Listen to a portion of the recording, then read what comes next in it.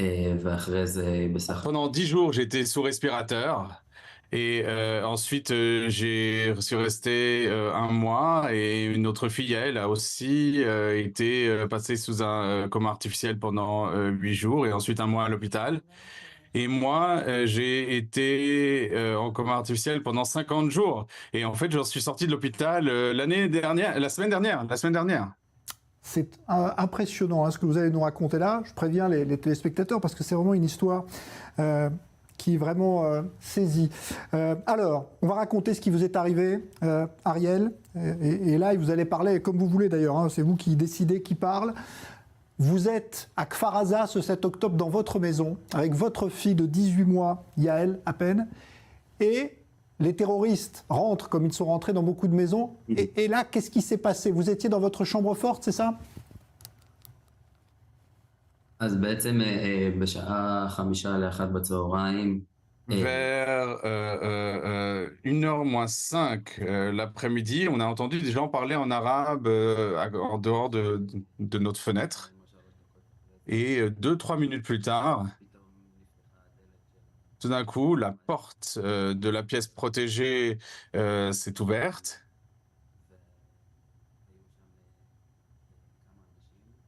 Et il y avait plusieurs personnes, d'ailleurs, ils n'étaient pas armés, c'était des civils. Et on a commencé une sorte de négociation. Je leur ai crié dessus, je leur ai dit de partir. Et eux m'ont dit, viens avec nous, sors avec nous à l'extérieur de la maison. Où est-ce qu'il y a de l'argent? Donne-nous de l'argent. Toutes sortes de choses. Tout ça se fait par des cris. Et là, et Yael envoie à ce moment-là des messages pour demander qu'on alerte l'armée et qu'on vienne nous aider. Et voilà, et ensuite on a écrit aussi qu'on les aimait très fort. Et à un moment, on a regardé à l'extérieur de la porte et on a vu qu'ils mettaient le feu à la maison, à la chambre à coucher, qui se trouvait juste à l'extérieur de la pièce protégée. Et ensuite, ils sont sortis de la maison. Et ils nous attendaient dehors, ils nous attendaient à côté de la fenêtre. Et donc le feu a pris, et comme on les entendait à l'extérieur, on a décidé de ne pas sortir. On ne savait pas s'ils étaient armés, s'ils n'étaient pas armés. Et on pensait que si on sortait, ils allaient nous tuer. S'était même pas imaginé qu'ils allaient nous enlever. En fait, c'est ça qu'ils voulaient faire, c'était nous enlever. Donc on est resté dans la pièce protégée. On a mis les vêtements de Yael sur notre visage pour ne pas respirer la fumée.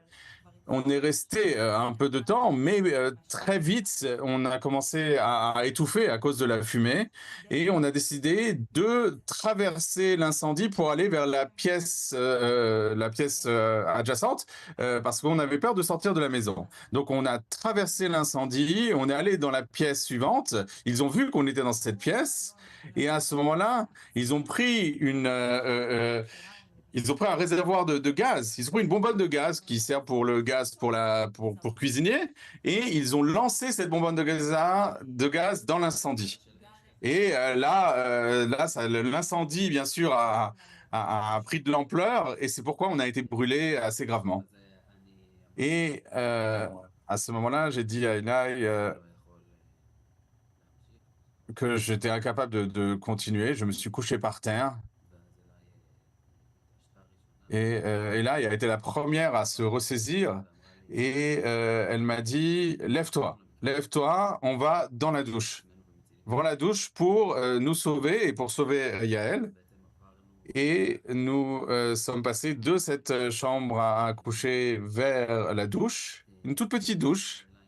Et Yael et Lai sont allés se doucher et les terroristes qui étaient à l'extérieur ont entendu la douche couler et ils ont lancé une autre bonbonne de gaz par la fenêtre. Ils ont cassé la fenêtre de la salle de bain et ont lancé une autre bonbonne de gaz. Heureusement, la bonbonne de gaz ne les a pas touchés.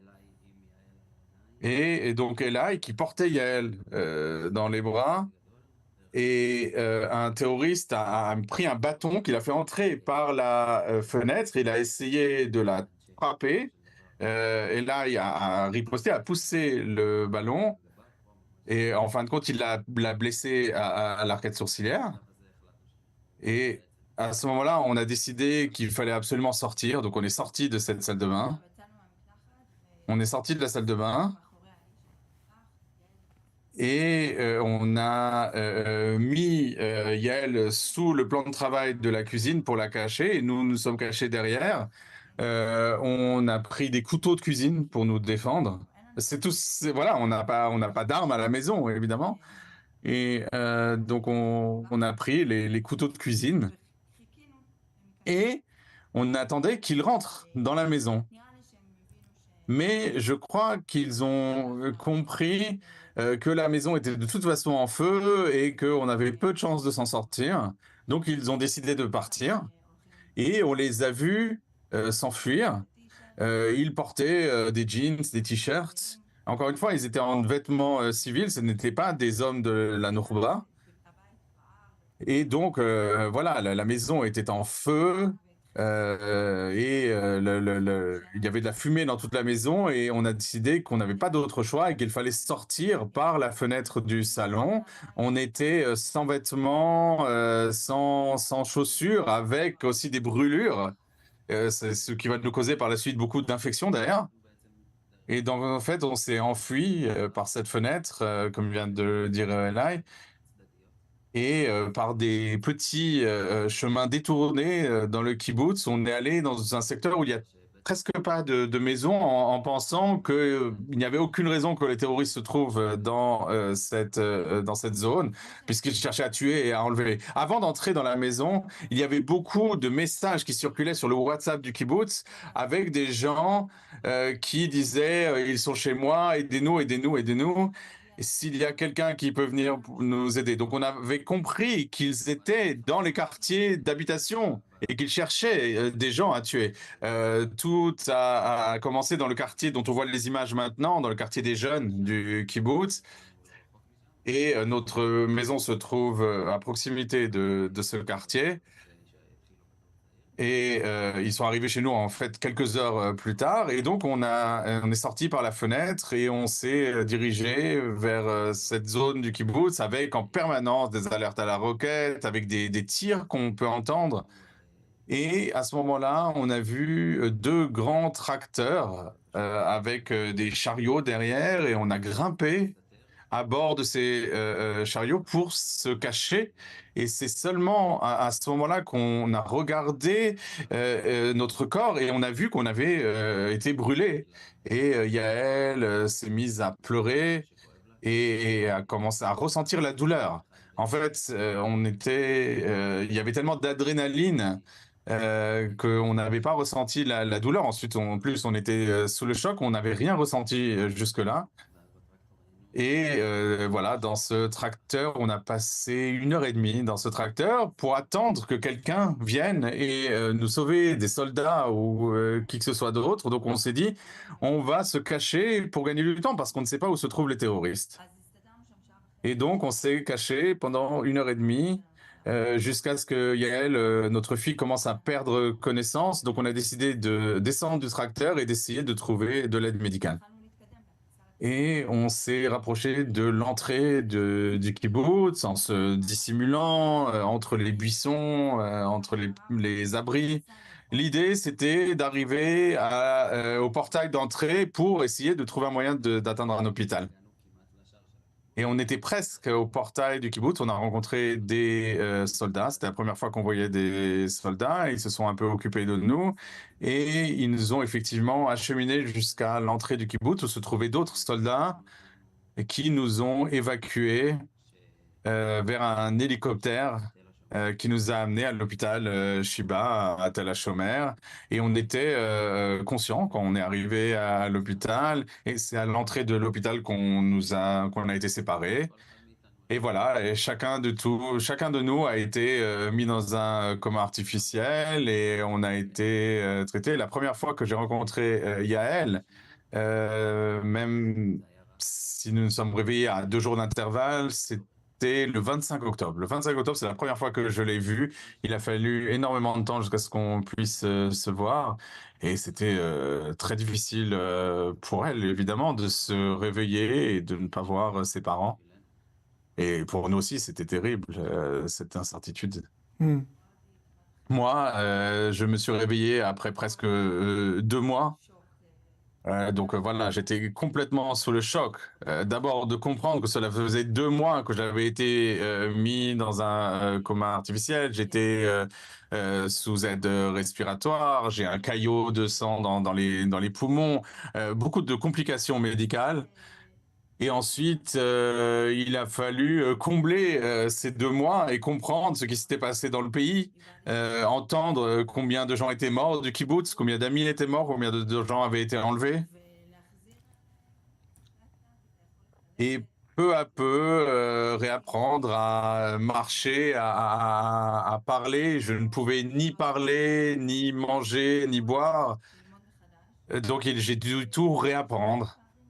Et voilà, et ensuite compléter aussi voilà, ce que j'avais manqué au sein de la famille. Écoutez, c'est pas la première fois qu'on entend des témoignages, mais alors celui-là, je dois dire qu'il est vraiment bouleversant et qu'on reste sans voix. C'est tellement beau de vous voir aujourd'hui tous les deux. Votre fille Eldor, elle n'est pas avec vous, mais on sait qu'elle va aussi mieux, beaucoup mieux. Est-ce qu'on peut dire que c'est grâce à elle, justement, que vous avez trouvé cette force, ce jour-là, de franchir toute cette horreur que vous avez eue face à vous?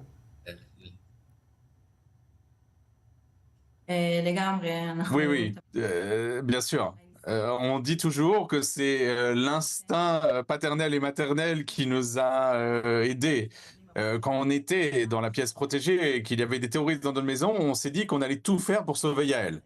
Et en fait, grâce à ça, nous nous sommes sauvés nous aussi. L'idée, c'était qu'au moins elle survive. C'est pourquoi on l'a cachée plus tard. Et en fait, on avait l'intention de se battre jusqu'au dernier moment, jusqu'au bout. Et donc, c'est à la fois un miracle, mais aussi un instinct de survie et la force des parents. Moi, je retiens aussi une autre chose, c'est que vous nous l'avez dit, hein, ce ne sont pas des terroristes de la force du Hamas qui étaient là, c'était des civils, parce qu'il y a beaucoup de civils qui sont venus à Kfar Aza, qui ont pillé, détruit, tué aussi. Et ceux qui étaient dans votre maison, c'était sans doute ces civils-là, comme on les appelle, de Gaza, qui sont rentrés à Kfar Aza parce que c'était tout près.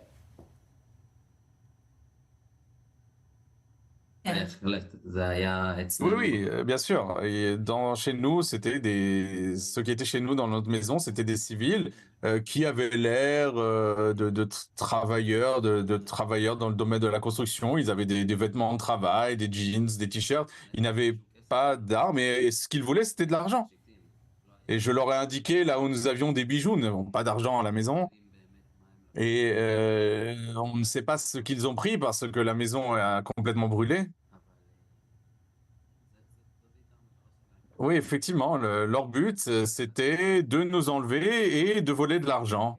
Oui, on leur a payé, on leur a donné de l'argent pour chaque Israélien qui était enlevé.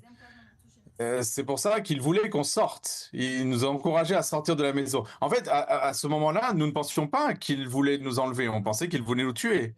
Mais maintenant, a posteriori, on comprend effectivement que leur but, c'était de nous enlever. Je voudrais qu'on dise un mot aussi du traitement que vous avez reçu, parce que vous avez été traité évidemment dans un service spécialisé pour les brûlures très graves.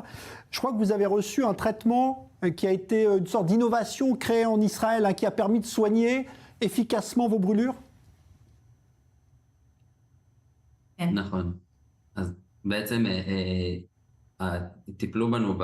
Oui, on a traité nos brûlures avec une pommade qui s'appelle Nexobril.